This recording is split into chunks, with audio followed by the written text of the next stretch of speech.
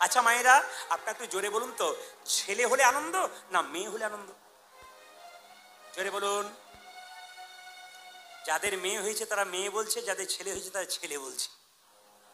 না না, ছেলে হোক আর মেয়ে হোক, মায়েরা লক্ষ্য করুন, আমার তো দুটি কন্যা, তাহলে কি আমার ভালো করেছে?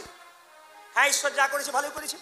আপনাদের যার দুটো ছেলে ভালো করেছে, যার দুটো মেয়ে তার ভালো। কিন্তু তুলসী দাস বলেছে, যে পথ দিয়ে পুত্র আসে সে পথ দিয়ে মূত্র আসে। এখানে কথাটি শুনতে অপ্রিয় সত্য কথা, কিন্তু তুলসী দাসের কথা বই পড়বেন কি বলছে, যে পথ দিয়ে পুত্র আসে সে পথ দিয়ে মূত্র আসে। যদি পুত্র হরি ভজে তবে সে পুত্র, আর যদি হরি না ভজে সে মূত্রের সমান। এই জন্য মায়েরা, সন্তান এমন জন্মদিন যেন কৃষ্ণ ভক্ত হয়।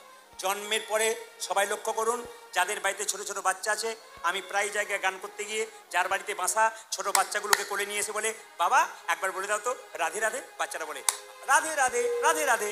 আমি ভাবলাম ছোটবেলা থেকে শিক্ষা দিয়েছে তাই রাধে রাধে বলছে। কোনো কোনো বাচ্চা হরে কৃষ্ণ হরে কৃষ্ণ।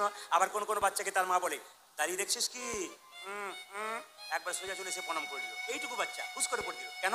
মা শেখাচ্ছে। আপনারা কি শেখাবেন?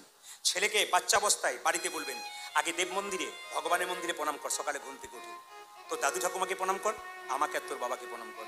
সংস্কার শেখান। এক পকেটে গীতা রাখবেন, এক পকেটে মোবাইল রাখবেন। মেয়ের হাতে মোবাইল নয়, ওকে সংস্কার শেখান। ছেলের হাতে বাইক নয়, ওকে জীবন দান করুন।